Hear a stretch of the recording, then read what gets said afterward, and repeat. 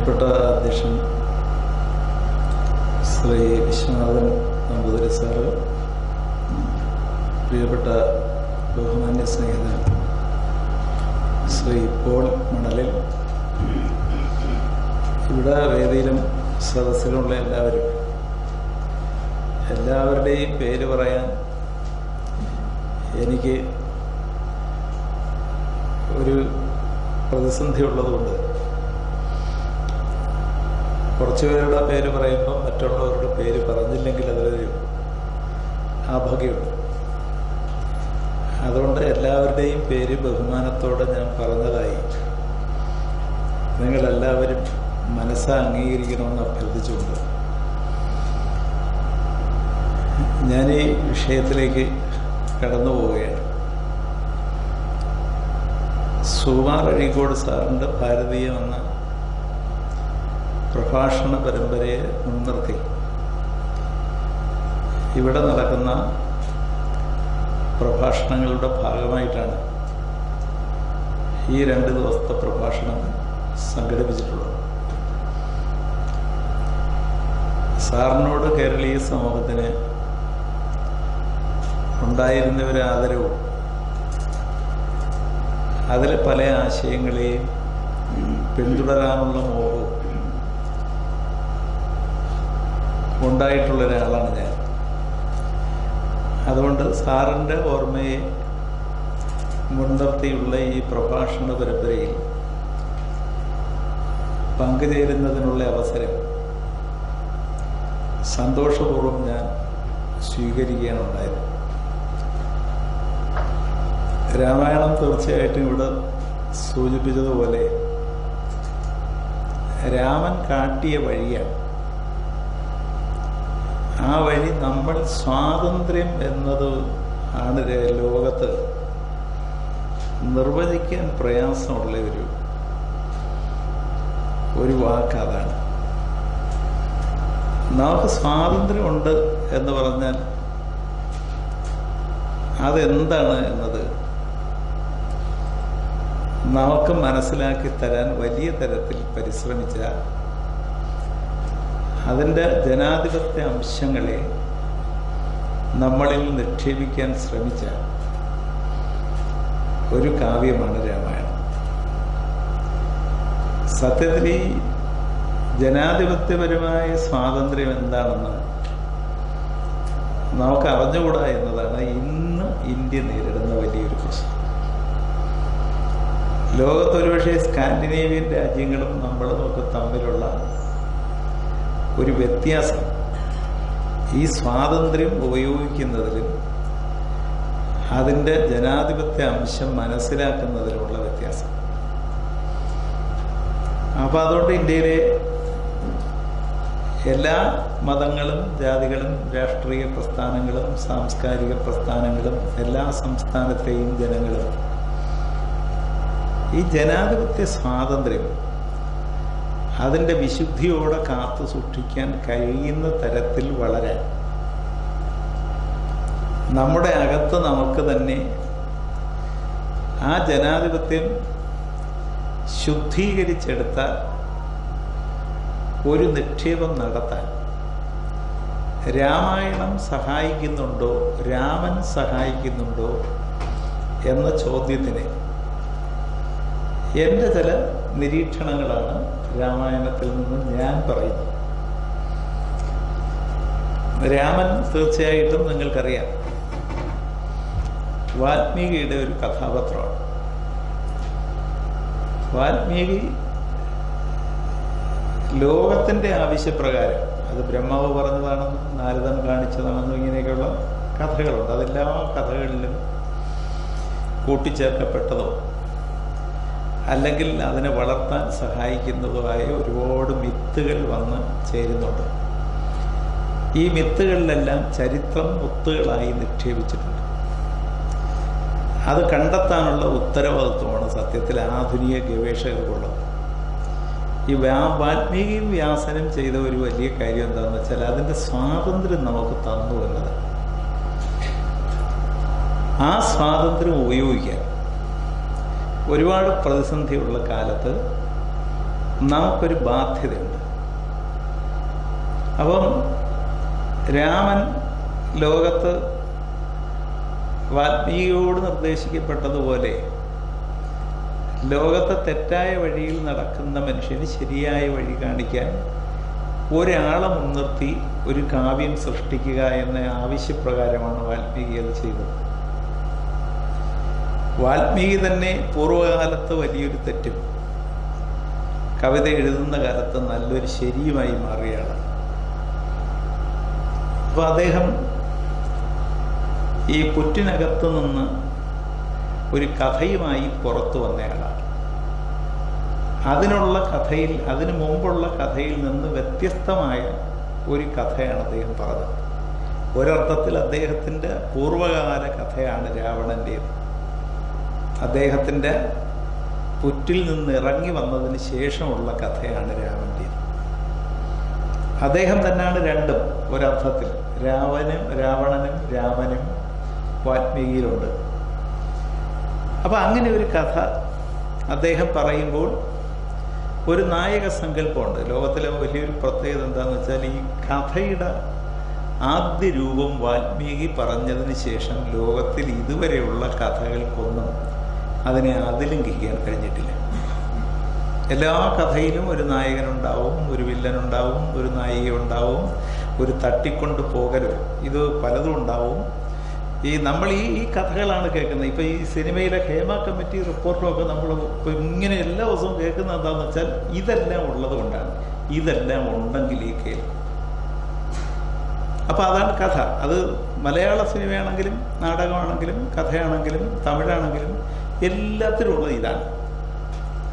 ഇത് വാൽമീകി മുൻനിർത്തി നമ്മുടെ മുമ്പിൽ അവതരിപ്പിച്ച ഒരു കാര്യമാണ്. അദ്ദേഹം ഈ കഥ കേട്ട് പഠിക്കാനല്ല നമ്മളോട് പറഞ്ഞത്. ആ കഥയിൽ അദ്ദേഹം ചില കാര്യങ്ങൾ ഉള്ളടക്കം ചെയ്തിട്ടുണ്ട്.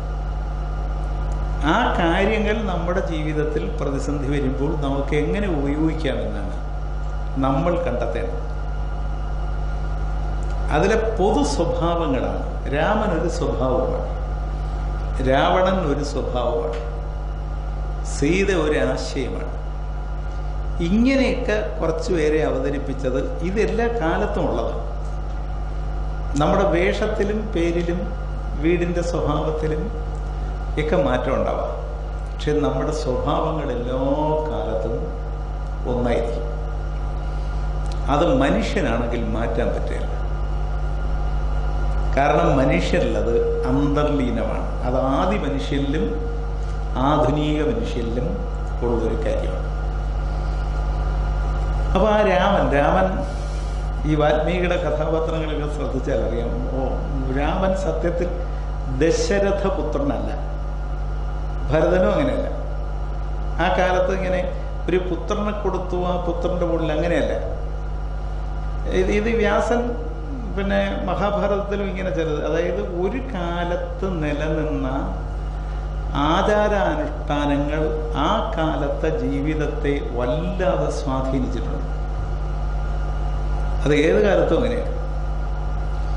അതുകൊണ്ട് ഒരു കഥ പറയുമ്പോൾ കഥ പറയുന്നവന് ഒരു പരിമിതിയുണ്ട്. അത് അന്നും ഇന്നും ഉണ്ട്. ഇന്ത്യയിലൊരു കഥ പറയാൻ ഇന്നത്തെ കാലത്ത് എല്ലാ സ്വാതന്ത്ര്യത്തോടെയും ഒരു കഥ പറയാൻ പറ്റില്ല. കഥ പറയുമ്പം ചിലതിനെ പേടിച്ച്, ചിലതിനോട് സമരസപ്പെട്ടേ കഥ പറയാൻ പറ്റും. ആ സമരസപ്പെടൽ വാൽമീകിയും വ്യാസനും കാണിച്ചിട്ടുണ്ട്.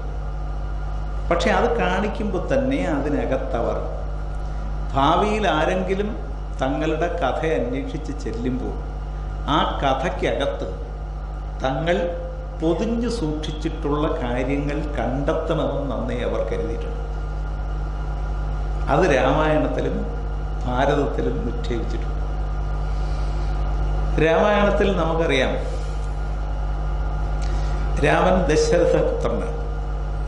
പക്ഷെ പുത്രഭാഗ്യമില്ലാത്ത ദശരഥനും ഭാര്യമാരും ഒരു യാഗം നടത്തി. ആ യാഗത്തിൻ്റെ ഭാഗമായി പുത്രകാമിഷ്ടി യാഗം നടത്തി. അതിൽ നിന്ന് ഉയർന്നു വന്ന ഒരാൾ കൈമാറിയ പായസം കഴിച്ചാണ് 3 ഭാര്യമാരും, 2 പേർ ഓരോ കുട്ടിയെയും, 2 പേരുടെയും കയ്യിൽ നിന്ന് പായസത്തിൻ്റെ പപ്പാതിപ്പങ്കി വാങ്ങി 3ാമത്തവൾ കഴിച്ച് സുമിത്രയ്ക്ക് 2 കുട്ടികളുണ്ടാവും. അങ്ങനെയാണ് കൗസല്യയിൽ രാമനും, കൈകേയിയിൽ ഭരതനും, സുമിത്രയിൽ ലക്ഷ്മണ ശത്രുഘ്നും ജനിക്കുന്നത്. ഇവിടെ ഒരു പ്രശ്നം വാൽമീകി പറഞ്ഞിട്ടുണ്ട്. ഈ ദശരഥൻ എന്ന് പറയുന്ന ആള് വലിയ പാഠമുള്ളയാളായിരുന്നു. അദ്ദേഹത്തിന് ഒരു രഥത്തിലിരുന്ന് 10 രഥത്തിൽ വന്ന ശത്രുക്കളെ ഒറ്റയ്ക്ക് നേരിട്ട് തോൽപ്പിച്ചതുകൊണ്ട് കിട്ടിയ പേരാണ് ദശരഥൻ എന്ന്. അപ്പൊ അത്ര പാഠമുള്ള ആളായിരുന്നു. അദ്ദേഹത്തിന് ഒരുപാട് തരത്തിലുള്ള ആർഭാടകരമായ കൊട്ടാരവും അതിനനുസരിച്ചുള്ള സ്വത്തുക്കളും വിസ്തൃതിയുള്ള രാജ്യവും തൻ്റെ പാടവം കൊണ്ട് സ്വർഗത്ത് പോലും ബഹുമാനം കിട്ടുന്ന തരത്തിലുള്ള ധീരതയും ഒക്കെ ഉണ്ടായിരുന്നു. പക്ഷെ അദ്ദേഹത്തിനൊരു അപാകതയുണ്ട്. ആ അപാകത ലോകത്തിലെ ഏതാണിനും ഒന്നിലധികം ഭാര്യമാരുണ്ടെങ്കിൽ, അതിൽ ധാരാളം മക്കളുണ്ടെങ്കിൽ അതിനകത്ത് ഒരു സംഘർഷത്തിൻ്റെ വിത്ത് കിടപ്പുണ്ടെന്ന് വാൽമീകി പറഞ്ഞു. അതിന് ദശരഥൻ മാത്രമല്ല, ഇന്നത്തെ ദശരഥന്മാരും ആ വിത്ത് അവർക്കിങ്ങനെ ഉണ്ടെങ്കിൽ നാളെ ശല്യമായി വളരും. അതിന് ഹിന്ദുവെന്നോ ക്രിസ്ത്യാനിയെന്നോ മുസ്ലിമെന്നോ കോട്ടയമെന്നോ തിരുവനന്തപുരമെന്നോ കാശ്മീരെന്നോ വ്യത്യാസമൊന്നുമില്ല. അത് വാൽമീകി അന്ന് പറഞ്ഞു. ഇത് സാധാരണ ഒരു കർഷക തൊഴിലാളിക്കല്ല ഉണ്ടാകുന്നത്. ഇത് ദശരഥനെ പോലെ ഉന്നതങ്ങളിലുള്ള വീടുകളിൽ സംഭവിക്കാവുന്ന ഒരു സംഘർഷത്തിന്റെ വിത്ത് പാടവമുണ്ടെങ്കിലും പാകതയില്ലാത്ത ഒരാൾ നിക്ഷേപിക്കുന്നതാണെന്ന് ദശരഥനിലൂടെ വാൽമീകി പറഞ്ഞു. നമ്മൾ വെറുതെ ഒന്ന് ആലോചിച്ച് നോക്കുക. ഈ ദശരഥന്റെ 1ാമത്തെ ഭാര്യ കൗസല്യാണ്. കൗസല്യയിലാണ് രാമനുണ്ടാവുന്നത്. 2ാമത്തെ ഭാര്യ കൈകേയിയാണ്. കൈകേയി സുന്ദരിയായ ഭാര്യ. ആ 3 ഭാര്യമാരിൽ ഏറ്റവും സുന്ദരി കൈകേയിയാണ്. അത് ഒരർത്ഥത്തിൽ പറഞ്ഞാൽ ദശരഥന്റെ മനസ്സിന്റെ ഭാര്യ കൗസല്യാണ്. ദശരഥന്റെ ശരീരവികാരങ്ങളുടെ ഭാര്യ കൈകേയിയാണ്. ഈ കേരളത്തിലുള്ള എല്ലാ വീടുകളിലെയും എല്ലാ പ്രശ്നങ്ങൾക്കുമുള്ള കാരണം അന്വേഷിച്ചു നോക്കും.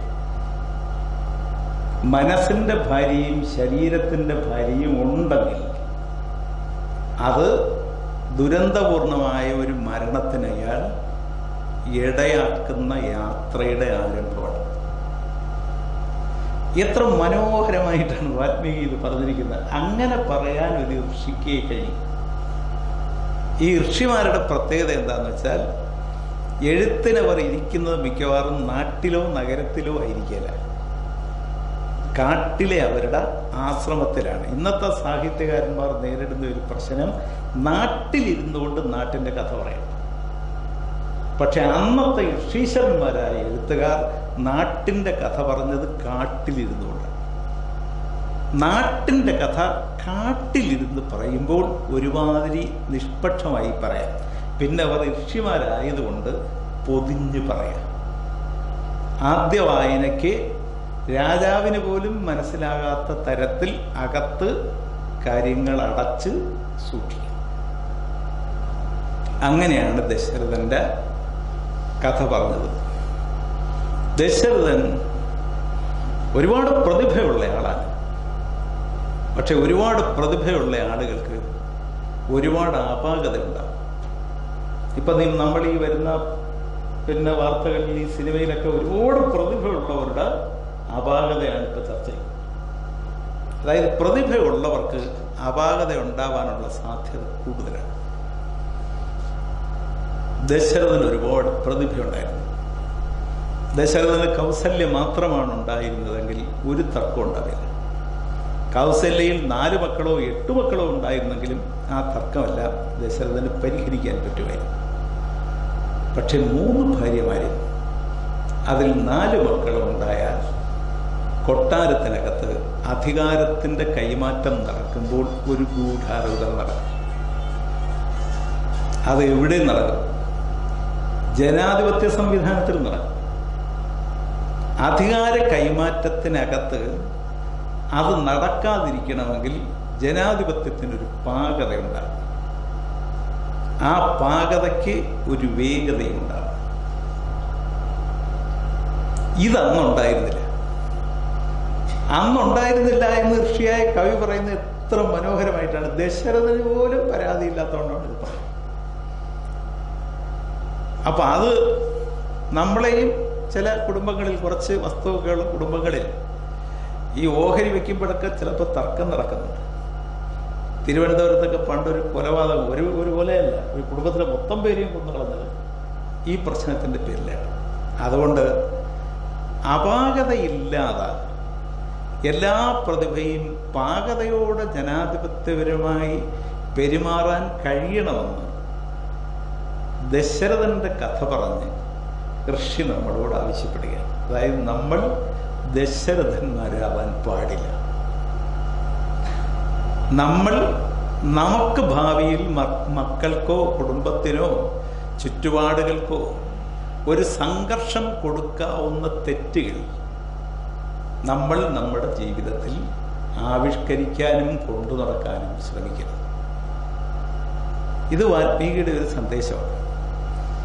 ആ വാൽമീകിയുടെ മൂത്ത പുത്രനാണ് രാമൻ.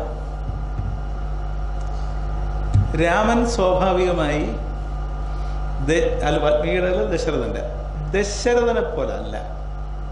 അതിൻ്റെ പ്രത്യേകത, അപാകതയുള്ള ദശരഥന് ഉണ്ടായത് പാകതയുള്ള 4 മക്കളാണ്. ആ 4 മക്കൾ അതുകൊണ്ട് ദശരഥന്റെ മക്കളാണെന്നല്ല, അത് പായസത്തിലൂടെ ഋഷിമാരുടെ ഒരു അനുഗ്രഹത്തിൽ ജനിച്ച കുട്ടികളാണ്. ആ കുട്ടികളിൽ ദശരഥന്റെ അപാകത വാൽമീകി നിക്ഷേപിച്ചില്ല. അപ്പൊ ദശരഥന് അപാകതയുള്ള ആളാണ്. അത് കാരണം ഈ പ്രശ്നങ്ങളൊക്കെ ഉണ്ടായി.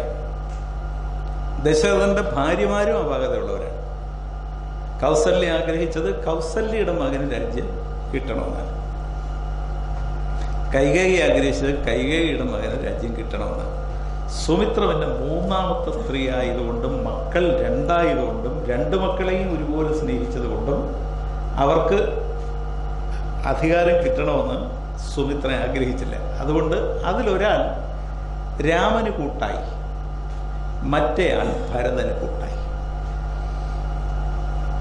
ഈ പാകതയില്ലാത്ത അച്ഛന് പിറന്ന പാകതയുള്ള രാമൻ ഈ അധികാര കൈമാറ്റം എന്നൊക്കെ പറയുന്നത്, അച്ഛൻ സുന്ദരിയായ ഒരു പെണ്ണിന് തൻ്റെ ശരീരവികാരങ്ങളുടെ പ്രത്യേകത കൊണ്ട് യുദ്ധത്തിനിടയിൽ അവരുടെ കൈമുറിഞ്ഞപ്പോൾ വരം ചോദിക്കാൻ ആവശ്യപ്പെട്ട് അവർ ബുദ്ധിമതിയായതുകൊണ്ട് തൽക്കാലം ആ വരം പെൻഡിങ്ങായി വെച്ചു. സൗകര്യം വന്നപ്പോൾ, അധികാരത്തിൻ്റെ കൈമാറ്റം വന്നപ്പോൾ അവരത് ചോദിച്ചു. അത് രാമനെ കാട്ടിലയക്കാനാണ്, ഭരതനെ രാജാവാക്കാനാണ്. ഭരതനപ്പം നാട്ടിലില്ല. ഭരതൻ്റെ അമ്മാവൻ വന്ന് അദ്ദേഹത്തിൻ്റെ നാട്ടിലേക്ക് കൊണ്ടുപോയിരിക്കുകയാണ്. ആ സമയത്താണ് ഈ ഗൂഢാലോചനയൊക്കെ നടക്കുന്നത്. ഈ അധികാര കൈമാറ്റം നടക്കുമ്പോൾ ഒരു ഗൂഢാലോചനയ്ക്ക് സാധ്യതയുണ്ടെന്ന് വാൽമീകി നമ്മളോട് പറയുന്നുണ്ട്. നമുക്കാണെങ്കിൽ പല പഞ്ചായത്തിൽ പോലും ഇത് കാണുന്നുണ്ട്. ഏതെങ്കിലും സ്റ്റാൻഡിംഗ് കമ്മിറ്റി ചെയർമാനിൽ പോലും തിരഞ്ഞെടുക്കുമ്പോൾ നമ്മളിത് കാണുന്നുണ്ട്. അപ്പോൾ അന്ന് വാൽമീകി കാണിച്ചു തന്ന ആ ഗൂഢാലോചന പാൽ സൊസൈറ്റിയിൽ ഉൾപ്പെടെ കണ്ട് അതെല്ലാം വാർത്തയായി നമ്മളെല്ലാം അതിൽ ഇടപെടുകയോ അല്ലെങ്കിൽ കാണുകയോ ദുഃഖിക്കുകയോ ഒക്കെ ചെയ്തു നിൽക്കുന്ന ഒരു കാലമാണ്. അപ്പം ആ ഗൂഢാലോചന എവിടെയുണ്ട്? ഇത് അധികാരം ഉള്ളിടത്ത് രാഷ്ട്രീയത്തിൽ മാത്രമല്ല, മതത്തിലുണ്ട്, ജാതിയിലുണ്ട്, സാംസ്കാരിക പ്രസ്ഥാനങ്ങളിലുണ്ട്, മറ്റു പലയിടത്തുണ്ട്. അധികാരം എവിടെയൊക്കെ ഉണ്ടോ അവിടെയെല്ലാം ഈ പ്രശ്നമുണ്ട്. അവിടെയെല്ലാം ഈ സങ്കടത്തിൻ്റെയും സന്തോഷത്തിൻ്റെയും മിശ്രിതം. ഇത് വാൽമീകി രാമായണത്തിലൂടെ തരുന്ന ഒരു സന്ദേശം. ഇനി രാമൻ സ്വാഭാവികമായി അച്ഛൻ്റെ കടം തീർക്കുക എന്നത് മകന്റെ ഉത്തരവാദിത്വമാണ്. അച്ഛൻ്റെ ഉത്തരവാദിത്വം മക്കൾക്ക് ഇങ്ങനെയുള്ള കടം ഉണ്ടാക്കി വയ്ക്കാതിരിക്കലാണ്. എടുക്കാൻ പറ്റാത്ത ഒരു കടമാണ് ദശരഥൻ രാമൻ ഉണ്ടാക്കി വെച്ചത്. അച്ഛനോടുള്ള കടപ്പാട് കൊണ്ട് ധർമ്മനിഷ്ഠ പാലിക്കുന്ന രാമൻ അത് നടപ്പാക്കാൻ തീരുമാനിച്ചു. കാട്ടിൽ പോകാൻ തീരുമാനിച്ചു. അവിടെ രാമൻ കാണിക്കുന്ന ഒരു ധാർമ്മിക ജനാധിപത്യമുണ്ട്. അതായത് ജനങ്ങളുടെ ആഗ്രഹമല്ല, പക്ഷേ ജനങ്ങളിൽ ഒരാളായി രാമൻ താഴുകയാണ്. ദശരഥന്റെ അപാകതയുള്ള പുത്രനായി വാഴാൻ വേണ്ടി രാമൻ ഉയരുകയല്ല. ആ താഴ്ചയിൽ ഒരു ഉയർച്ചയുണ്ട്, ചില ഉയർച്ചയിൽ ഒരു താഴ്ചയുണ്ട്. ഋഷിയായ മഹർഷി രാമനെ താഴെ കൊണ്ടുവന്ന് ഉയർത്തി നിർത്തുകയാണ്. ദശരഥനാണെങ്കിൽ നേരെ തിരിച്ചാണ്, ഉയരത്തിലിരുന്ന് താണുപോവുകയാണ്. ഇത് നമ്മുടെ സമൂഹത്തിലൊക്കെ സംഭവിക്കുന്നുണ്ട്. ചിലരെ ഉയർന്നതാണെന്ന് തോന്നും, സത്യത്തിൽ അവർ പലരുടെയും മനസ്സിൽ ഒരുപാട് താഴെയാണ്. ചിലർ താഴെയാണെന്ന് തോന്നും, അത് പലരുടെയും മനസ്സിൽ ഒരുപാട് ഉയരെയാണ്. രാമൻ ഇങ്ങനെ താഴ്ന്നു നിന്ന് ജനങ്ങളുടെ മനസ്സിൽ ഉയർന്ന തലത്തിലേക്ക് പോയ ഒരാളാണ്. അപ്പൊ രാമൻ കാട്ടിൽ പോകാൻ തീരുമാനിച്ചു. അത് രാമൻ അറിയിച്ചു. രാമൻ അറിയിച്ചപ്പോൾ സ്വാഭാവികമായി സീത രാമനോടൊപ്പം കാട്ടിൽ പോകാൻ രാമൻ എതിർത്തില്ല. അതായത് സീതയ്ക്ക് സീതയുടെ സ്വാതന്ത്ര്യം ആദ്യമേ രാമൻ കൊടുക്കുന്നുണ്ട്. നമ്മുടെ ഒരുപാട് ഭർത്താക്കന്മാർ കെട്ടിക്കൊണ്ട് വന്നാൽ അന്ന് തൊട്ട് സ്വാതന്ത്ര്യം കൊടുക്കാൻ. അതുകൊണ്ട് തന്നെ ഈ കെട്ടുക എന്ന വാക്ക് തന്നെ തെറ്റായ ഒരു വാക്കാണ്. അതായത് പെണ്ണിനെന്തോ കുഴപ്പമുണ്ട്, അതുകൊണ്ട് അവളെ ഒന്ന് കെട്ടേണ്ട ആവശ്യമുണ്ടെന്നാണ്. അപ്പൊ അതൊക്കെ ഞാൻ പലപ്പോഴും ചിന്തിച്ചിട്ടുണ്ട്. ഈ സ്ത്രീ സംഘടനകൾ ഈ വാക്കൊന്ന് ഉപേക്ഷിക്കണമെന്ന് പറയാൻ പോലും ഇതൊരു തെറ്റാണ്. ഇങ്ങനെ കെട്ടാൻ, അങ്ങനെ ആരെങ്കിലും കെട്ടാൻ നിന്ന് കൊടുക്കും. അപ്പൊ അതൊക്കെ അതുകൊണ്ട് കെട്ടിയവർ ഇപ്പൊ പലരും കെട്ട് വിട്ടുപോവുകയാണ്. അതുകൊണ്ടാണ് കേരളത്തിൽ ഒരു മാട്രിമോണിയൽ സൈറ്റ് തന്നെ ഉണ്ട്. വിവാഹബന്ധം വേർപെടുത്തിയവരെ വിവാഹം കഴിപ്പിക്കാനുള്ള സൈറ്റ്. അപ്പം ഇങ്ങനെ നമുക്ക് ഒരുപാട് പ്രശ്നങ്ങളുണ്ട്. അപ്പം നമ്മുടെ മതങ്ങൾക്കും രാഷ്ട്രീയ പ്രസ്ഥാനങ്ങൾക്കും ഭരണകൂടത്തിനും ഒക്കെ ഇതിൽ കുറച്ച് ഇടപെടാം. സത്യത്തിൽ ചില കാര്യങ്ങളിൽ വാൽമീകി പറഞ്ഞതാണെങ്കിലും ബൈബിൾ പറഞ്ഞതാണെങ്കിലും ഖുർആൻ പറഞ്ഞതാണെങ്കിലും മറ്റ് ഇതിഹാസങ്ങളോ അല്ലെങ്കിൽ പ്രവാചകന്മാർ പറഞ്ഞ ഗ്രന്ഥങ്ങൾ അത് ശേഖരിച്ചു വെച്ചതോ പറഞ്ഞതാണെങ്കിലും പൊതുസമൂഹത്തിൽ എല്ലാവരും കൂടെ ആലോചിക്കുന്ന ഒരുപാട് സങ്കീർണമായ പ്രശ്നങ്ങൾക്ക് നടുവിലാണ് ഇപ്പം നമ്മൾ. ഇപ്പൊ കേരളത്തിൽ കഴിഞ്ഞ വർഷം വിവാഹമോചന കേസുകൾ രജിസ്റ്റർ ചെയ്തത് 61,000-ന് മുകളിലാണ്. ഇതിന് മറ്റൊരു പ്രത്യേകത കണക്ക് പരിശോധിച്ചാൽ 2000-ൽ ഇതിൽ 3000-ൽ താഴെയാണ്. അതായത് കേരളത്തിൽ മദ്യപാനത്തിന്റെ അളവിനേക്കാൾ വേഗതയിൽ വളരുന്ന ഒന്ന് വിവാഹമോചന കേസുകളാണ്. അതായത് കൂട്ടായി ജീവിക്കാനുള്ള പൊരുത്തക്കേട് രാമന്റെ കാലത്തുണ്ടായ ഒരു കാര്യമാണ് വാൽമീകി പറയുന്നത്. രാമന്റെ കഥ പറയുമ്പം രാമൻ കാട്ടിൽ പോകാൻ തീരുമാനിച്ചപ്പോൾ ഭാര്യയായ സീത പറഞ്ഞു, ഞാനും വരുന്നു. രാമൻ സീതയോട് അവിടുത്തെ വിഷമങ്ങളൊക്കെ പറഞ്ഞു. കാടത്ര നല്ലതല്ല, ഒരുപാട് വ്യസനങ്ങളും ദുഃഖങ്ങളും അനുഭവിക്കണം. പക്ഷേ സീത നിർബന്ധം പിടിച്ചു, അങ്ങ് എവിടെയാണോ അവിടെയാവും ഞാൻ. രാമനത് സമ്മതിച്ചു. രാമൻ ഒരിക്കലും ചില കാര്യങ്ങൾ പറയുകയല്ലാതെ ഒരാളിൻ്റെ സ്വാതന്ത്ര്യത്തെ വല്ലാതെ തടഞ്ഞില്ല. അത് രാമന്റെ പ്രത്യേകതയാണ്. ലക്ഷ്മണന് പിന്നെ രാമൻ എവിടെയാണോ അവിടെയാണ് ലക്ഷ്മണൻ, ഭരതൻ എവിടെയാണോ അവിടെയാണ് ശത്രുഘ്നൻ. അങ്ങനെ ചില സഹോദരങ്ങളുണ്ട്. ആ 4 സഹോദരന്മാരിൽ 2 പേർ ഇങ്ങനെ ഒരുമിച്ച് നിൽക്കുകയാണ്. അപ്പോൾ ലക്ഷ്മണൻ പറഞ്ഞു ഞാനും വരുന്നു. രാമൻ അതിനും തടഞ്ഞില്ല. അതായത് ആരുടെയും സ്വാതന്ത്ര്യത്തെ രാമൻ തടഞ്ഞില്ല. അങ്ങനെ അവർ കാട്ടിലേക്ക് പോവുകയാണ്. നാട്ടുകാരൊക്കെ രാമനോടൊപ്പം കൂടെ ചെല്ലണമെന്ന് പറഞ്ഞ് നിർബന്ധം പിടിച്ച് പക്ഷെ കാടിനരികിലെത്തിയപ്പോൾ രാമൻ അവരെ എല്ലാം തിരിച്ചയച്ചു. എന്നിട്ട് രാമനും ലക്ഷ്മണനും സീതയും കൂടി കാട്ടിലേക്ക് പോവുകയാണ്. ഇവിടെയാണ് കാട്ടിലെന്തിന് രാമനെ വാൽമീകി കൊണ്ടുപോയി എന്നൊരു ചോദ്യമുണ്ട്. രാമനെ ഈ നാട്ടിൽ കൊട്ടാരത്തിൽ തന്നെ നിർത്താമായിരുന്നു വേണ്ടി വന്നാൽ. കഥയിൽ ഇങ്ങനെ ഒരു സന്ദർഭം ഉണ്ടാവാതെ നോക്കാമായിരുന്നു. അവിടെയാണ് വാൽമീകിയുടെ പ്രകൃതിയും മനുഷ്യനും തമ്മിലുള്ള ബന്ധത്തെ കൃത്യമായും വാൽമീകി നിർവഹിക്കുന്നത്. നമുക്കൊക്കെ ഉള്ളൊരു പ്രശ്നം എന്താണെന്ന് വെച്ചാൽ, നമ്മളിൽ എത്ര മനുഷ്യത്വത്തിൻ്റെയും മാനവികതയുടെയും അളവുണ്ടെന്ന് ചിന്തിക്കുന്നത് നമ്മളിൽ എത്ര പ്രകൃതിയുടെ അംശമുണ്ട് എന്ന് ചിന്തിക്കുമ്പോഴാണ്. വാൽമീകിയുടെ കഥയിലെ ഏറ്റവും മഹത്തായ അംശം അതാണ്. അതായത് വാൽമീകിക്ക് വന്ന ഒരു പ്രതിസന്ധി, അത് വാൽമീകി ഉണ്ടാക്കിയതാണ്. അത് ഈ രാവണനെ സൃഷ്ടിച്ചതാണ്.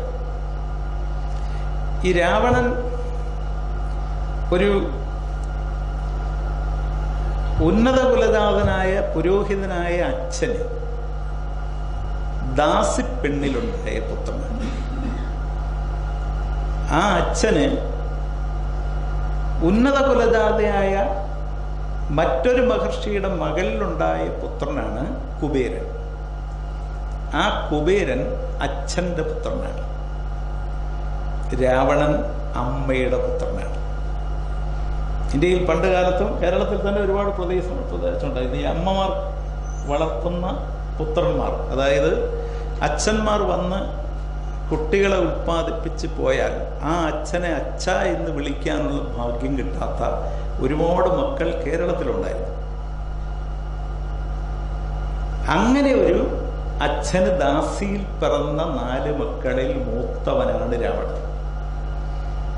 ആ അച്ഛന് യോഗ്യയായ ഒരു ഭാര്യയിൽ പിറന്നുവെന്ന് അച്ഛൻ ധരിച്ച പുത്രനാണ് കുബേരൻ. ആ കുബേരന് ആ അച്ഛൻ നൽകിയത് ലങ്കയാണ്.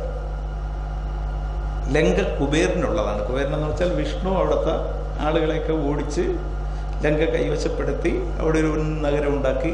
അത് ഈ രാവണന്റെ അച്ഛൻ്റെ യഥാർത്ഥ ഭാര്യയിലെ മകന് കൊടുത്തതാണ്. അതുകൊണ്ടാണ് കുബേരൻ ലോകത്തിലെ ഏറ്റവും വലിയ സമ്പന്നനും പുഷ്പക വിമാനത്തിന്റെ ഉടമയും ഒക്കെ ആയത്. അതേ അച്ഛന് ഒരു ദാസിപ്പെണ്ണിൽ 4 മക്കൾ പിറന്നു. അത് അയാളുടെ ശരീരവികാരം തീർക്കാനുള്ള ഒരു പെണ്ണിന്റെ ശരീരം മാത്രമായിരുന്നു രാവണന്റെ അമ്മ. അതാണ് രാവണനും വിഭീഷണനും കുംഭകർണനും ശൂർപ്പണഖയും. അപ്പൊ സ്വാഭാവികമായി അവർ കാട്ടിൽ വസിച്ചവരാണ്. അവർക്ക് പരിമിത ജീവിതമേ ഉള്ളൂ. നദികളിലെ ജലമേ ഉള്ളൂ, മരങ്ങളിലെ പഴങ്ങളേ ഉള്ളൂ. പക്ഷെ അവരുടെ അച്ഛൻ്റെ മറ്റൊരു പുത്രൻ, അവരുടെ അർത്ഥ സഹോദരൻ, ലോകത്തിലെ ഏറ്റവും സമ്പന്നമായ തരത്തിൽ ജീവിക്കുകയാണ്. ഇത് സ്വാഭാവികമായി അവർക്ക് സഹിച്ചാലും അവരുടെ അമ്മയ്ക്ക് സഹിക്കില്ല. മറ്റൊരർത്ഥത്തിൽ പറഞ്ഞാൽ അച്ഛൻ്റെ പുത്രനാണ് കുബേരൻ, അമ്മയുടെ പുത്രനാണ് രാവണൻ. അപ്പൊ ഈ അമ്മയുടെ പുത്രനായ കാട്ടിൽ ദാരിദ്ര്യത്തിൽ കഴിയുന്ന രാവണനോട് അമ്മ വിളിച്ച് പറയുന്നത്, മകനെ, അധ്വാനിച്ച് നീ നിന്റെ അർത്ഥ സഹോദരനെ പോലെ വലുതാവണം. അപ്പൊ സത്യത്തിൽ അമ്മയാണ് രാവണനിൽ വലുതാകാനുള്ള ഒരു മോഹം നിക്ഷേപിക്കുന്നത്. ഇതിപ്പോഴും നമ്മുടെ ഒരുപാട് മക്കളിൽ തെറ്റായ ബോധം പലപ്പോഴും നിക്ഷേപിക്കുന്നത് ഇപ്പൊ അമ്മ മാത്രമല്ല അച്ഛനുമായിരിക്കും. നമ്മുടെ സമൂഹത്തിൽ, നമ്മുടെ വിദ്യാഭ്യാസത്തിലൊക്കെ വന്നുപെട്ട ഒരു പ്രശ്നമെന്ന് വെച്ചാൽ ഈ തെറ്റായ ബോധം നിക്ഷേപിക്കുന്നത്. ആ ബോധം നിക്ഷേപിക്കുന്ന പ്രത്യേകിച്ച് കുടുംബങ്ങളിലാണ്. ചിലരാണെങ്കിൽ ഈ ഗൾഫിലോ അമേരിക്കയിലോ എവിടെയെങ്കിലും പോയി കൊണ്ടുവന്ന സർവ്വ പണവും ഈ നിക്ഷേപം കുട്ടികളിൽ നിക്ഷേപിച്ച് അവരെ മയക്കുമരുന്നിനോ മറ്റതിനോ, കാരണം ഇവർക്ക് അതായിരിക്കില്ല മോഹം ഈ കുട്ടികൾക്ക്. അപ്പോൾ അവർക്ക് അസ്വസ്ഥത ഉണ്ടാകും. അവരവസാനം മദ്യത്തിനും മയക്കുമരുന്നിനും അടിമയാവും, ഗ്യാങ്ങുകളിൽ പെടും. അങ്ങനെ പെട്ട ഒരാളാണ് രാവണൻ. അപ്പൊ നമ്മൾ ആലോചിക്കണം, ഈ രാവണനെ സൃഷ്ടിക്കുന്നത് ആരാ? വാൽമീകി പറഞ്ഞത് അത് അമ്മയാണെന്ന്. നമ്മൾ ഓരോരുത്തരും ആലോചിച്ചാൽ മതി ആരാണ്. ചിലപ്പോൾ കൂട്ടുകാരായിരിക്കും, ചിലപ്പോൾ അമ്മയായിരിക്കും, ചിലപ്പോൾ കുടുംബമായിരിക്കും, ചിലപ്പോൾ ഒരു ആശയമായിരിക്കും, എന്തുമായിരിക്കാം. ഞാൻ അതിൻ്റെ കഥകൾ പറഞ്ഞു പോവുകയല്ല. രാവണൻ അങ്ങനെയാണ് തപസ്സിന് പോകുന്നത്. വിഭീഷണൻ തപസ്സിന് പോയി, കുംഭകർണനും തപസ്സിന് പോയി. ഈ തപസ്സിന് പോവുക എന്ന് പറഞ്ഞാൽ അതിൻ്റെ മറ്റൊരർത്ഥം, ഈ തപസ് എന്ന് പറയുന്നത് അന്നത്തെ കാലത്ത് ഇന്നത്തെ ഒരു വാക്കിലേക്ക് അത് മാറ്റിയാൽ സമരമെന്ന്. അതായത് ഉള്ളവനോട് ഈ സമരം ചെയ്യാൻ പറ്റും. അന്ന് എല്ലാ അധികാരങ്ങളും സമ്പത്തും സർവ്വതും കൈവശമുള്ളത് ദേവന്മാരുടെ കൈവശം. അതിലെല്ലാം ഉള്ളത് ഈ വരുണൻ, ബ്രഹ്മാവ്, ഇതുപോലുള്ള ദേവന്മാരാണ്. അപ്പൊ ബ്രഹ്മാവിനെയാണ് തപസ് ചെയ്തത്. കാരണം ബ്രഹ്മാവിന്റെ കയ്യിലാണ് സർവസമ്പത്ത്. തപസ് ഒരു സമരമാണ്. രാവണൻ ഒറ്റക്കാലിൽ നിന്നാണ് തപസ് ചെയ്തത്. രാവണന് 10 തലയുണ്ടെന്ന്. 10 തലയുണ്ടെന്ന് വെച്ചാൽ 10 തലയുടെ ബുദ്ധി ഉണ്ടെന്നോ, പിന്നെ തപസ് ചെയ്ത് കഴിഞ്ഞപ്പോൾ 10 തലയുടെ അഹങ്കാരം ഉണ്ടെന്നോ ധരിച്ചാൽ മതി. ആ രാവണൻ ഓരോ 1000 വർഷം എത്തുമ്പോഴും ഓരോ തല മുറിച്ചെറിയും. അങ്ങനെ 9000 വർഷം എത്തിയപ്പോൾ 9 തലയും മുറിച്ചെറിഞ്ഞു. അപ്പോൾ 9000 വർഷമൊക്കെ ഒരാൾ ജീവിച്ചിരിക്കും. ഇങ്ങനെയുള്ള ചോദ്യങ്ങളൊക്കെ യുക്തിക്ക് വലിയ സ്ഥാനമില്ല. അതിനെ നമ്മൾ നമ്മുടെ ജീവിത വീക്ഷണം കൊണ്ട് വേണം അതിനെ പൂരിപ്പിക്കാൻ. അങ്ങനെ 10000 വർഷം എത്തിയപ്പോൾ 10ാമത്തെ തല എന്ന് വെച്ചാൽ മരിക്കാൻ തീരുമാനിച്ച അവസാന തലയും മുറിക്കാൻ തീരുമാനിച്ചപ്പോഴാണ് ബ്രഹ്മാവ് പ്രത്യക്ഷപ്പെട്ടത്. പ്രത്യക്ഷപ്പെട്ട് രാവണനോട് ചോദിച്ചു എന്ത് വേണോ.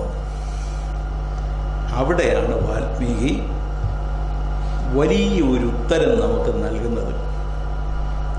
അതുവരെയുള്ള ദേവന്മാരുടെ ധാരണയും ബോധവും ഇപ്പോഴും ആ ബോധമുണ്ട് സമൂഹത്തിൽ. നമ്മളെ ജനിപ്പിക്കാനും വളർത്താനും കൊല്ലാനുമുള്ള അവകാശം ദേവന്മാർക്കുള്ളതാണ്. ഇതൊരു പൊതുസങ്കല്പമാണ്. രാവണൻ അത് നിരാകരിച്ചു. അവിടെയാണ് രാവണൻ താൻ ചോദിച്ച ചോദ്യത്തിൽ ഒരു വിപ്ലവാംശം ചേർത്ത് വെച്ചു. രാവണൻ പറഞ്ഞത് ഇത്രയാണ്. രാവണൻ എനിക്ക് ലോകം വേണമെന്നോ ഒന്നും പറഞ്ഞില്ല. രാവണൻ പറഞ്ഞത് എനിക്കൊരാവശ്യമുണ്ട്. അവൻ ബ്രഹ്മാവ് ചോദിച്ചു അതെന്താണ്? അത് എന്നെ ദേവന്മാർ വധിക്കാൻ പാടില്ല. വധിക്കാനായി അന്നും ഇന്നുമുള്ള ഒരു വിശ്വാസം, ഹിന്ദു വിശ്വാസം അനുസരിച്ച് കാലൻ വന്ന് നമ്മളെ കൊണ്ടുപോകുന്നു. അതിനുവേണ്ടി ഒരു ദേവൻ തന്നെ ഉണ്ട്. ആ ദേവനാണ് നമ്മളെ കൊല്ലാൻ അവകാശമുള്ളത്, അല്ലെങ്കിൽ ദൈവത്തിനാണ് നമ്മളെ കൊണ്ടുപോകാൻ അവകാശമുള്ളത്. ഇതിനെ രാവണൻ ചോദ്യം ചെയ്തു. രാവണൻ പറഞ്ഞു എന്നെ ദേവനോ അസുരനോ രാക്ഷസനോ ഗന്ധർവനോ യക്ഷനോ കിന്നരനോ പക്ഷിയോ പാമ്പോ മൃഗമോ കൊല്ലാൻ പാടില്ല. അപ്പം ജനിച്ചാൽ മരിച്ചല്ലേ പറ്റൂ. അത് രാവണനും അംഗീകരിക്കുന്നു. ഞാൻ ജനിച്ചുപോയി, അതുകൊണ്ട് മരിക്കണം. പക്ഷെ എന്നെ കൊല്ലാൻ അവകാശമുള്ള ഒരേ ഒരു വിഭാഗം മനുഷ്യനാണ്. ഒരു മനുഷ്യൻ എന്നെ കൊല്ലാം. അതുവരെ നിലനിന്ന ദേവന്മാരുടെ അധികാരാവകാശങ്ങളിൽപ്പെട്ട ഒന്നിനെ രാവണൻ ചോദ്യം ചെയ്ത് മാറ്റുകയാണ്. രാവണനെ മഹത്വമില്ലാത്ത ഒരു ഇരിപ്പിടത്തിലല്ല വാൽമീകി കൊണ്ടിരുത്തിയത്. അപ്പൊ രാവണൻ മരണം ഇങ്ങനെ മനുഷ്യരിൽ നിന്നേ ഉണ്ടാവൂ എന്ന് വന്നാൽ സ്വാഭാവിക അഹങ്കാരം കൂടും. അപ്പൊ ബ്രഹ്മാവിന് പ്രത്യക്ഷപ്പെട്ട നിലയ്ക്ക് വരം ചോദിച്ചവന് കൊടുക്കാതിരിക്കാൻ പറ്റില്ല. അപ്പോൾ പറഞ്ഞു ശരി അങ്ങനെ ആവട്ടെ. അപ്പം ഒരു ഉത്തരവാദിത്വം വന്നു കവിക്ക്. ആ ഉത്തരവാദിത്വം ഒരു മനുഷ്യനെ സൃഷ്ടിക്കുക എന്നതാണ്. കാരണം ഈ തെറ്റിനെ ഇല്ലാതാക്കണമെങ്കിൽ ഒരു മനുഷ്യനെ സൃഷ്ടിച്ചേ പറ്റൂ. അവിടെയാണ് ആരാണ് മനുഷ്യനെന്ന ചോദ്യം വരുന്നത്. രണ്ടു കാലിൽ നടക്കുന്നവരെല്ലാം മനുഷ്യരല്ല. മുഖത്ത് 2 കണ്ണും പിന്നെ മൂക്കും കാതും തലയിൽ മുടിയും അത് ഡൈ ചെയ്താലും ഇല്ലെങ്കിലും മനുഷ്യരാവില്ല. മനുഷ്യരാവണമെങ്കിൽ മനുഷ്യനാവാൻ ചില മാനദണ്ഡങ്ങളുണ്ട്. അതാണ് രാമായണത്തിൽ കവി നമ്മളോട് പറയുന്നത്. അങ്ങനെ ഒരു മനുഷ്യനെ സൃഷ്ടിക്കാൻ തീരുമാനിച്ചപ്പോൾ സ്വാഭാവികമായി ആ മനുഷ്യനെ അധികാരവുമായി ബന്ധപ്പെട്ട ഒരിടത്ത് ജനിക്കാൻ, അധികാരത്തെ ത്യജിക്കാൻ തീരുമാനിക്കുമ്പോഴേ ഒരു മനുഷ്യനെ സൃഷ്ടിക്കാൻ പറ്റും. മനുഷ്യൻ മനുഷ്യനാവുന്നത് പ്രകൃതിയുമായി ചേരുമ്പോഴാണ്, പ്രകൃതി നിയമങ്ങൾ പരിപാലിക്കുമ്പോഴാണ്, അതിനോട് ഒത്തുപോകുമ്പോഴാണ്, അതിൽ തർക്കങ്ങളില്ലാതെ ആസ്വദിച്ച് ജീവിക്കാൻ ശ്രദ്ധിക്കുമ്പോഴാണ് ഒരാൾ മനുഷ്യനാവുന്നത്. അധികാരത്തിലുള്ള രാമനെ ഒരിക്കലും മനുഷ്യനാക്കാൻ പറ്റുകയില്ല. കാട്ടിൽ ജീവിക്കുന്ന ഒരാളെ സൃഷ്ടിച്ചുകൊണ്ടേ ഒരു മനുഷ്യനെ സൃഷ്ടിക്കാൻ പറ്റും. അതിനാണ് വാൽമീകി രാമനെ കാട്ടിലേക്ക് കൊണ്ടുപോകുന്നത്. അത് 1-2 വർഷമല്ല, 14 വർഷമാണ്. ആ കാട്ടിൽ ജീവിച്ച കാലത്താണ് രാമൻ മനുഷ്യനായത്. തിരിച്ചധികാരത്തിൽ വന്നപ്പോൾ രാമൻ അത് നിലനിർത്താൻ പറ്റിയില്ല. അത് വാൽമീകി പറയുന്ന ഒരു കഥയാണ്. അപ്പോൾ ഒരു മനുഷ്യനെ സൃഷ്ടിച്ചാലേ രാവണനെ കൊല്ലാൻ പറ്റൂ. രാവണൻ ചെയ്തതെന്താ? രാവണൻ ഇങ്ങനെ എന്നെ മനുഷ്യന് മാത്രമേ കൊല്ലാൻ പറ്റുമെന്ന് പറഞ്ഞ് രാവണൻ അപ്പം തന്നെ പോയി ലങ്ക പിടിച്ചു, പുഷ്പവിമാനം കൈക്കലാക്കി, കുബേരനെ ഓടിച്ചു, ലങ്കയിലെ രാജാവായി. അതായത് രാമനും രാവണനും തമ്മിലുള്ള വ്യത്യാസം, രാമൻ കൊട്ടാരത്തിൽ ജനിച്ച് കാട്ടിലേക്ക് പോയവനാണ്, അങ്ങനെ മനുഷ്യനായി. രാവണൻ കാട്ടിൽ ജനിച്ച് കൊട്ടാരത്തിലേക്ക് പോയവനാണ്, അങ്ങനെ രാക്ഷസനായി. അപ്പൊ എവിടെയാണ് രാക്ഷസൻ? നഗരത്തിലാണ്. എവിടെയാണ് മനുഷ്യൻ? കാട്ടിലാണ്. കാട്ടിലെ മനുഷ്യന്റെ കഥയും നഗരത്തിലെ രാക്ഷസന്റെ കഥയുമാണ് രാമായണം. സത്യത്തിൽ രാവണനാണ് കാട്ടിൽ ജനിച്ച് കാട്ടിൽ ജീവിച്ചെങ്കിൽ മനുഷ്യനാവേണ്ടത്. രാമൻ കൊട്ടാരത്തിൽ ജനിച്ച് കൊട്ടാരത്തിൽ ജീവിച്ചാൽ മനുഷ്യനാവേല. പക്ഷേ കൊട്ടാരത്തിൽ നിന്ന് രാമനെ കാട്ടിൽ കൊണ്ടുപോയി വാൽമീകി മനുഷ്യനാക്കി. കാട്ടിൽ ജനിച്ച രാവണനെ നഗരത്തിൽ കൊണ്ടുപോയി രാക്ഷസനാക്കി. അവരുടെ ഏറ്റുമുട്ടലാണ്.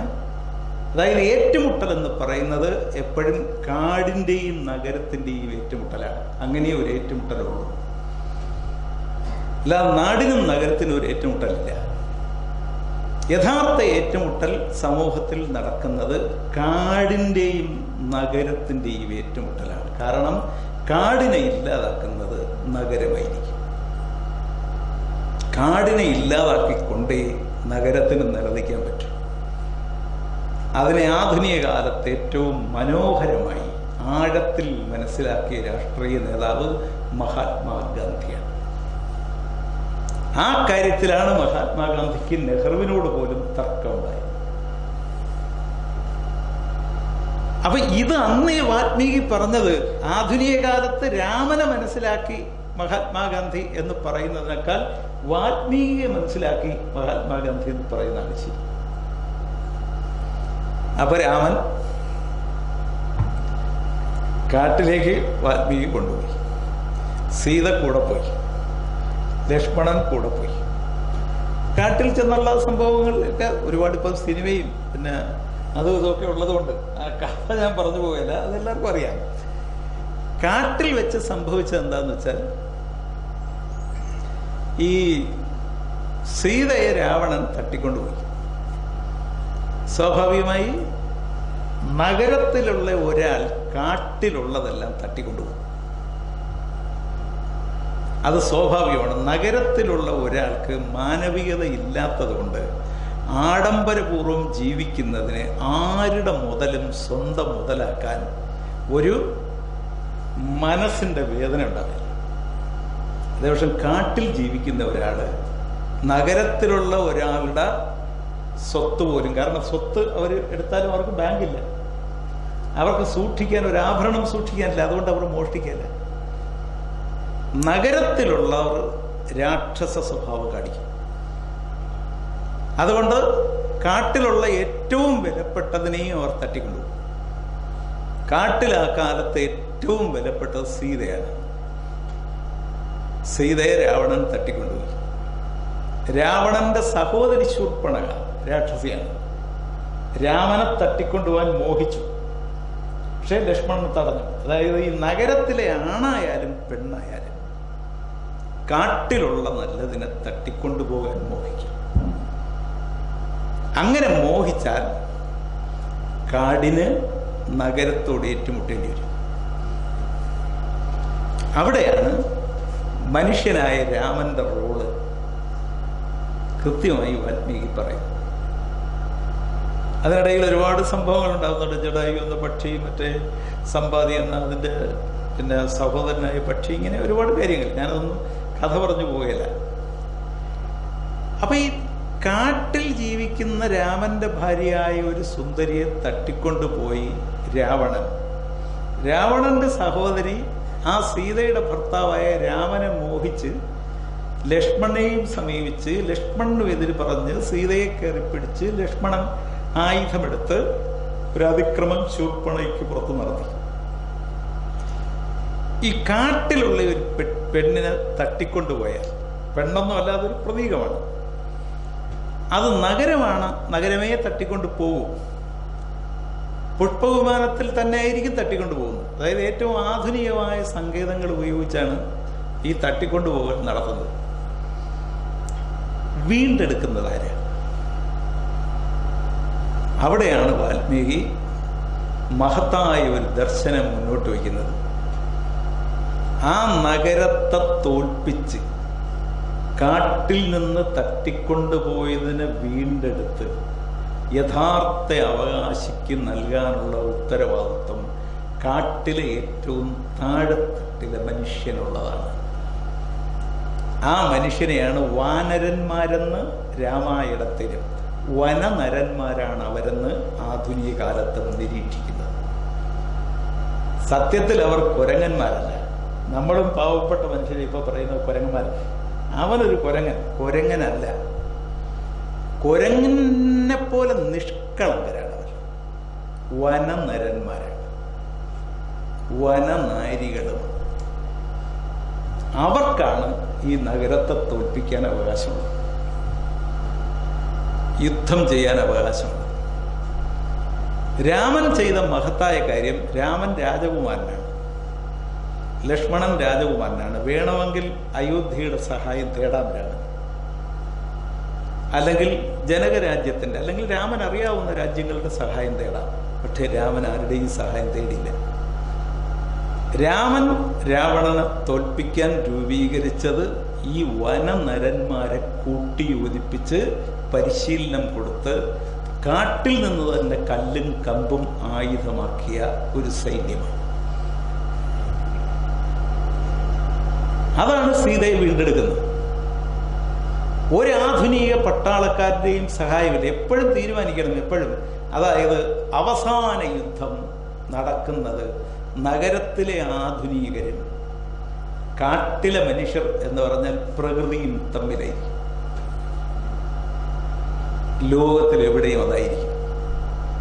മനുഷ്യനും തമ്മിലുള്ള യുദ്ധത്തിൽ ഏതെങ്കിലും ഒരാൾ ജയിക്കും. മനുഷ്യനും പ്രകൃതിയും തമ്മിലുള്ള യുദ്ധത്തിൽ പ്രകൃതിയെ ജയിക്കും. പ്രകൃതി എന്നല്ല ഒരു ജീവജാലത്തിനും ജയിക്കാൻ പറ്റില്ല. കാരണം എല്ലാം പ്രകൃതിയുടെ ഉൽപ്പന്നമാണ്. ഇത് വാൽമീകി രാമായണത്തിൽ അതിമനോഹരമായി പറഞ്ഞിട്ടുണ്ട്. ആ അതിമനോഹരമായി പറഞ്ഞത് ലോകത്തിൽ എവിടെയും പലതരത്തിൽ നമ്മൾ കണ്ടുകൊണ്ടിരിക്കുകയാണ്. അത് രാമായണത്തിന്റെ പ്രസക്തിയാണ്. രാമൻ സംഘടിപ്പിച്ചത് ഒരു ആധുനിക സേനയുമല്ല, വനത്തിലെ മനുഷ്യരെയാണ്. അവരുടെ ഉള്ളിൽ ഒരു ധാർമ്മിക ബോധമുണ്ട്. ആ ധാർമ്മിക ബോധമാണ് സീത രാമനുള്ളതാണ്, ആ കാടിനുമുള്ളതാണ്. ആ കാട്ടിൽ നിന്ന് നഷ്ടപ്പെട്ടത് കൊണ്ട് കാട്ടിൽ നിന്ന് നഷ്ടപ്പെട്ടതിനെ വീണ്ടെടുത്ത് കൊടുക്കേണ്ട ഉത്തരവാദിത്വം കാടിൻ്റെ മക്കൾക്കുള്ളതാണ്. കാടിൻ്റെ മക്കൾക്ക് അസാധാരണമായ ശക്തിയുണ്ട്. അതാണ് ഹനുമാനും ബാലിയും സുഗ്രീവനും ജാമ്പവാനും മംഗതനും ഒക്കെ ചേർന്ന ആ ശക്തി. പക്ഷേ അവർക്ക് ആ ശക്തി എത്രയാണെന്ന് എന്താണെന്ന് അവർക്കറിയില്ല. പക്ഷെ ആ ശക്തി രാമൻ അറിയാമായിരുന്നു. അതുകൊണ്ട് രാമൻ അവരെ കൂട്ടിയോജിപ്പിച്ചു. എപ്പോഴും മനസ്സിലാക്കേണ്ടത്, ലോകത്തിലെവിടെയും വാൽമീകി പറഞ്ഞതിൻ്റെ അർത്ഥം അപാര ശക്തിയുള്ള ഈ പ്രകൃതിയുടെ നിഷ്കളങ്ക ശക്തിയെ കൂട്ടിയോജിപ്പിക്കാൻ ഒരു രാമനുണ്ടെങ്കിൽ ഒരു സാമ്രാജ്യത്വത്തിനും അതിനെ തോൽപ്പിക്കാൻ പറ്റില്ല. ഒരു സീതയെയും തട്ടിക്കൊണ്ടുപോകാൻ പറ്റില്ല. ഏത് സാമ്രാജ്യത്തെയും കീഴടക്കാനുള്ള ശക്തിയാണ് ഈ പ്രകൃതി ശക്തി. നിഷ്കളങ്കരായ മനുഷ്യരുടെയും ജീവജാലങ്ങളുടെയും ശക്തി. പക്ഷേ ആ ശക്തിയെ തിരിച്ചറിഞ്ഞതിനെ കൂട്ടിയോജിപ്പിക്കാൻ നാട്ടിൽ നിന്ന് കാട്ടിലെത്തി മനുഷ്യനായി പ്രകൃതിയോട് പൊരുത്തപ്പെട്ട് ജീവിക്കുന്ന ഇരുത്തം വന്ന ഒരാളുണ്ടാവണം. അതിന് വാൽമീകി നിയോഗിച്ചത് രാമനെയാണ്. രാമൻ ഇവരെല്ലാം കൂട്ടിയോജിപ്പിക്കുകയാണ്. എന്നിട്ട് അസാധ്യമെന്ന് കരുതിയ ആദ്യത്തെ കടൽപ്പാലം കിട്ടുക മനുഷ്യരാണ്. ആ എഞ്ചിനീയർമാരെല്ലാം ഈ വനനരന്മാരാണ്. അവരാണ് ഈ കട്ടയുണ്ടാക്കി ആ കട്ട വെള്ളത്തിൽ താഴാതെ കിടക്കും. അപ്പൊ അങ്ങനെയൊക്കെ ഉണ്ടാക്കി മണലും ഓരോരുത്തരുടെയും അധ്വാനം കൊണ്ട് അതുണ്ടാക്കിയാണ് കടൽപ്പാലം കെട്ടി അക്കരെ എത്തുന്നത്. അക്കരെ എത്തിയാണ് രാക്ഷസന്മാരെ എല്ലാം തോൽപ്പിക്കുന്നത്. രാക്ഷസന്മാരെ എല്ലാം തോൽപ്പിച്ച് സീതയെ വീണ്ടെടുക്കുകയാണ്. സീതയെ വീണ്ടെടുത്ത് രാവണൻ പോയ ലങ്കയുടെ ഭരണം തൻ്റെ കൂടെ നിന്ന് വിഭീഷണനെ ഏൽപ്പിച്ച് അവിടുത്തെ മറ്റു കാര്യങ്ങളൊക്കെ കഴിഞ്ഞ് വിഭീഷണൻ ഈ രാവണൻ്റെ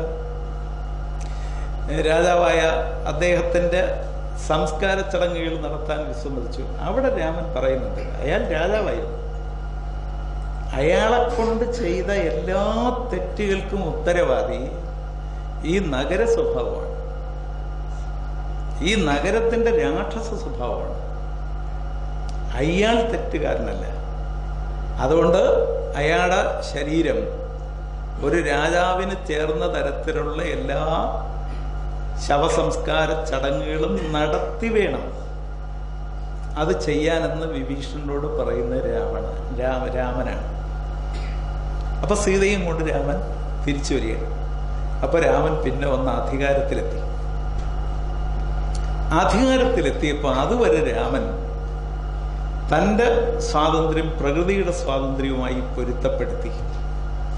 അതുവരെ രാമൻ സീതയുടെ സ്വാതന്ത്ര്യം, ആ സ്വാതന്ത്ര്യം സീത ഉപയോഗിച്ചത് കൊണ്ടാണ് രാവണൻ തട്ടിക്കൊണ്ടുപോയത് പോലും.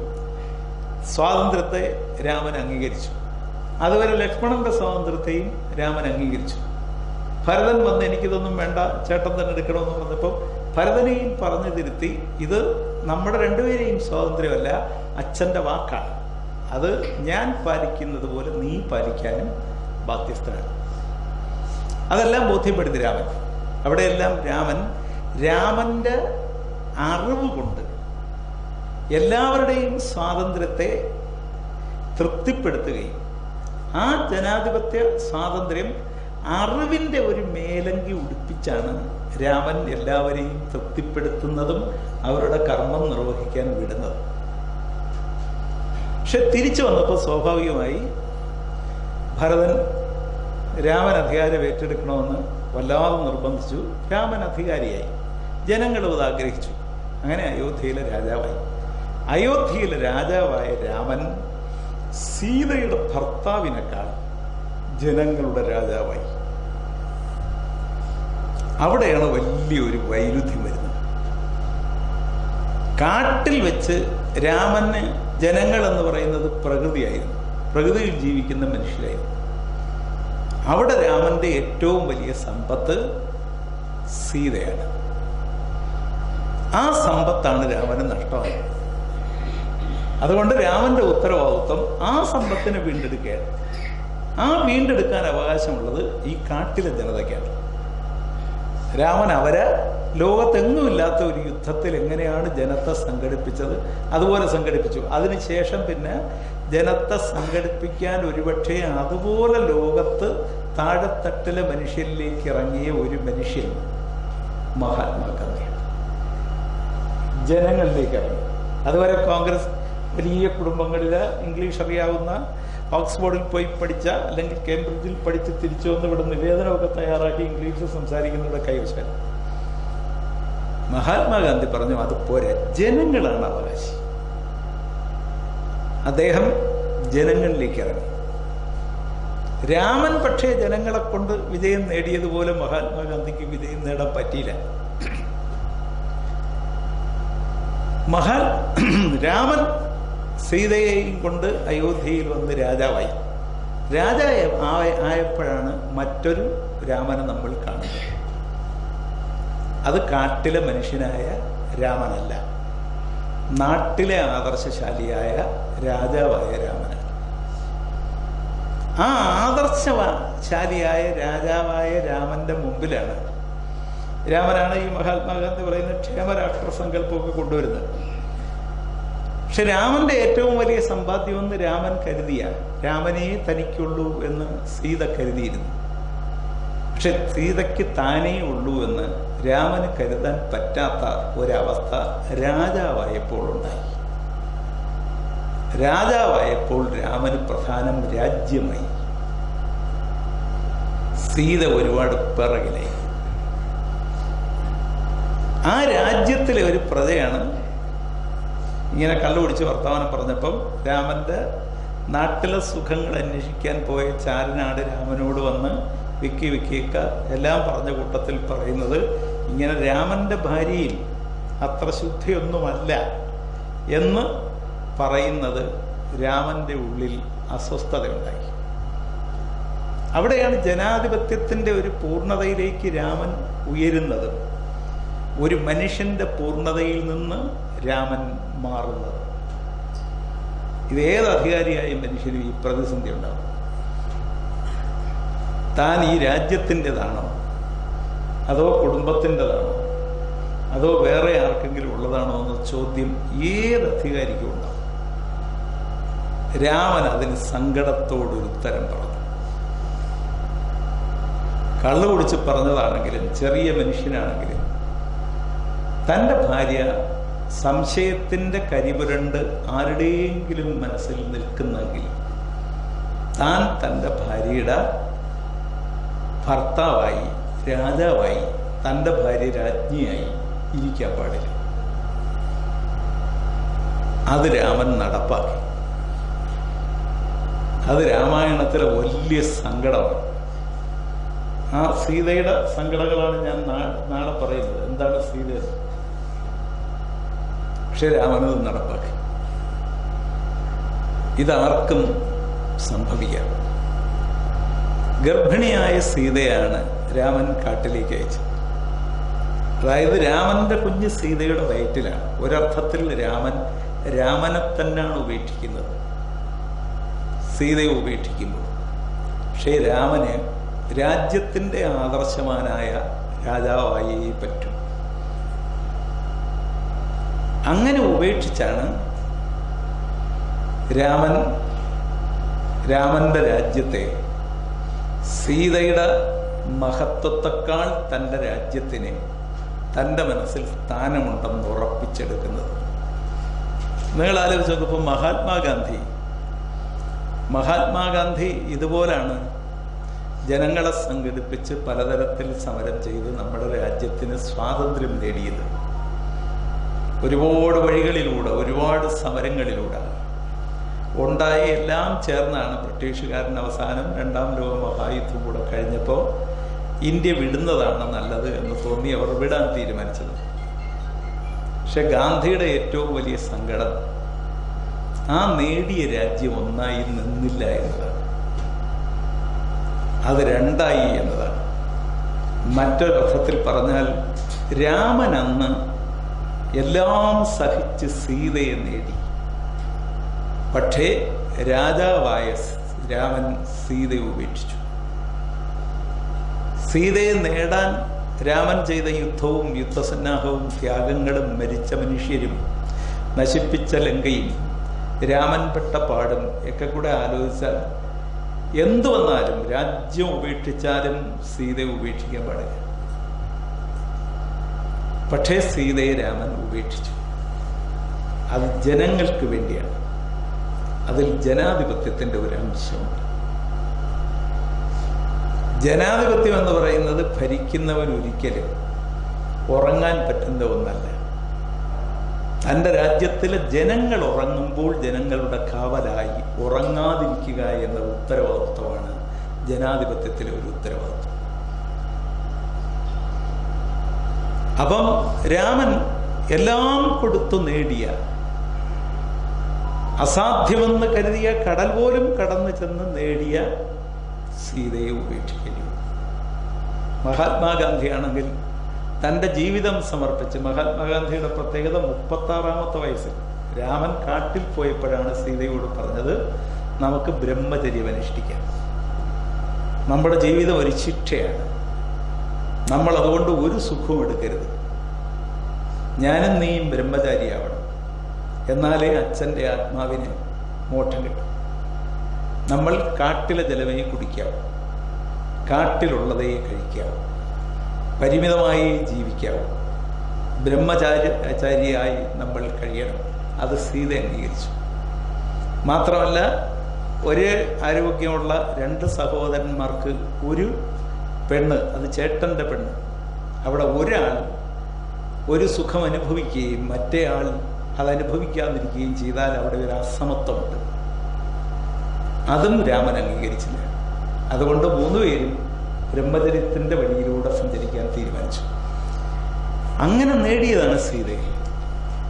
പക്ഷേ സീതയെ രാജ്യത്തിന് വേണ്ടി, ജനങ്ങൾക്ക് വേണ്ടി രാമൻ ഉപേക്ഷിച്ചു. മഹാത്മാഗാന്ധിയാണെങ്കിൽ ഇതുപോലെ 36-ാമത്തെ വയസ്സിൽ കസ്തൂർബാ ഗാന്ധിയോട് പറഞ്ഞു, എനിക്കെല്ലാം എൻ്റെ രാജ്യത്തിന് എൻ്റെ ബുദ്ധിയും ശക്തിയും ഊർജവും ഉപയോഗിക്കണമെങ്കിൽ ഞാനും നീയും ബ്രഹ്മചര്യം ആദരിക്കണം. ഭാര്യ ഉള്ളപ്പോഴാണ്, യൗവനത്തിലാണ് തീരുമാനിക്കുന്നത്. അത് നടപ്പാക്കി പരിശ്രമിച്ച് ജയിച്ചയാളാണ് മഹാത്മാഗാന്ധി. അങ്ങനെ അദ്ദേഹത്തിൻ്റെ സർവശക്തിയും രാജ്യത്തിന് സമർപ്പിച്ച് സ്വാതന്ത്ര്യം കിട്ടി. പക്ഷെ ആ സ്വാതന്ത്ര്യം കിട്ടിയ രാജ്യത്ത് മഹാത്മാഗാന്ധി ഇന്ത്യയെ ഉപേക്ഷിക്കുന്നതിന് മുമ്പ് ഇന്ത്യ ഗാന്ധിയെ ഉപേക്ഷിച്ചു. അദ്ദേഹത്തിന് ഇഷ്ടമില്ലായിരുന്നു രാജ്യം മുറിക്കാൻ. മുറിച്ചു കഴിഞ്ഞ് അദ്ദേഹം പിന്നെ ജീവിച്ചത് 1947 ആഗസ്റ്റ് 15 ശേഷം അദ്ദേഹം ഇന്ത്യയിൽ ജീവിച്ചത് 162 ദിവസമാണ്. ആ 162 ദിവസം ജീവിച്ച ആ മനുഷ്യനെ അതിൽ കൂടുതൽ ഒരു ദിവസം പോലും, അദ്ദേഹം പറഞ്ഞു ഇടയ്ക്ക്, ഞാൻ 125 വയസ്സ് വരെയൊക്കെ ജീവിക്കും. അങ്ങനെ ജീവിച്ചിരുന്നെങ്കിൽ ലോകത്തിന് പുതിയ ഒരുപാട് രാഷ്ട്രീയ സമസ്യകൾ പൂരിപ്പിച്ച് ലോകത്തെ കാണിക്കുന്ന ഒരു അത്ഭുത മനുഷ്യനെ കിട്ടുമായിരുന്നു. അതുകൊണ്ട് രാമന് കിട്ടിയ സീതയെ രാമൻ ഉപേക്ഷിച്ചു. പക്ഷെ ഗാന്ധിക്ക് കിട്ടിയ ഇന്ത്യയെ, ഗാന്ധിയാണ് നേടിത്തന്ന ആ മനുഷ്യനെ പാകിസ്ഥാൻ ഉണ്ടാക്കിയപ്പോൾ ഒരു വിഭാഗം ഉപേക്ഷിച്ചു. പിന്നെ ഗോഡ്സെ വെടിവെച്ച് കൊന്നപ്പോൾ ഇന്ത്യയിലെ വർഗീയത കൂടി ഗാന്ധിയെ ഉപേക്ഷിച്ചു. അപ്പോൾ അതുകൊണ്ടാണ് ഈ ഗാന്ധിയും രാമനും ഒരർത്ഥത്തിൽ രണ്ടല്ല, ഒരു വൈരുദ്ധ്യമുണ്ടെങ്കിലും അവരൊന്നാണ്. അതുകൊണ്ടാണ് ഗുജറാത്തിലെ മനുഷ്യൻ മഹാത്മാഗാന്ധിയെ വിളിച്ചത് ഇന്ത്യയുടെ ഗാന്ധിയാണ്. ഇന്ത്യയുടെ രാമനാണ്, ഗുജറാത്തിൻ്റെ രാമനാണ് ഈ രാമനാണ്, ഗാന്ധി രാമനാണ്. ഇപ്പം നമ്മുടെ പ്രശ്നം എന്താണെന്ന് വെച്ചാൽ, നമുക്ക് സീതയും രാമനും ഒക്കെ എന്താണ്, എങ്ങനെയാണെന്നൊക്കെ ഉള്ളൊരു ചോദ്യമുണ്ട്. ഇപ്പം ഗാന്ധിയുടെ രാമൻ ഇന്ത്യയിൽ നഷ്ടമാവുകയാണ്, വാൽമീകിയുടെ രാമനും ഇന്ത്യയിൽ നഷ്ടമാവുകയാണ്. വേറൊരു രാമനാണ് ഇന്ത്യയിൽ വളർന്നു വരുന്നത്. സത്യത്തിൽ വാൽമീകിയുടെ രാമനെയും ഗാന്ധിയുടെ രാമനെയും വീണ്ടെടുക്കാനുള്ള ഉത്തരവാദിത്വം നമുക്കുണ്ട്. ഇന്ത്യയുടെ പ്രിയപ്പെട്ട രാമൻ വാൽമീകിയുടെ രാമനും അതിനെ ആധുനികകാല സ്വാതന്ത്ര്യ സമരത്തിൻ്റെ മുന്നിൽ ഒരാദർശമായി നിർത്തി നയിക്കാൻ ഗാന്ധി ഉപയോഗിച്ചത് ഗാന്ധിയുടെ രാമനെയും. അപ്പം അതുകൊണ്ട് ഞാൻ പ്രഭാഷണം തുടങ്ങിയതിന് ശേഷം ഞാൻ ആലോചിച്ചു, ഏതാണ്ട് 50 മിനിറ്റാണ് ഞാൻ പറഞ്ഞിരുന്നത്. 50 മിനിറ്റ് കഴിഞ്ഞു. നമുക്ക് വാൽമീകിയുടെ രാമൻ നമ്മളെ ശുദ്ധീകരിക്കുന്ന രാമനാണ്, ജനാധിപത്യ രാമനാണ്. ഗാന്ധിയുടെ രാമൻ നമ്മളെ ശരിയായി സമരം ചെയ്യാൻ, നമ്മളെ തന്നെ നമ്മളോട് സമരം ചെയ്ത് നമ്മളെ ശുദ്ധീകരിക്കാൻ കഴിയുന്ന നമ്മുടെ പ്രിയപ്പെട്ട മഹാത്മാഗാന്ധിയുടെ രാമനാണ്. ഈ 2 രാമന്മാരെയും നഷ്ടപ്പെടാതെ നോക്കാനുള്ള ഉത്തരവാദിത്വം ഇന്ന് ഇന്ത്യയിൽ ജീവിക്കുന്ന ഹിന്ദുവും ക്രിസ്ത്യാനിയും മുസ്ലിമും കമ്മ്യൂണിസ്റ്റും കോൺഗ്രസും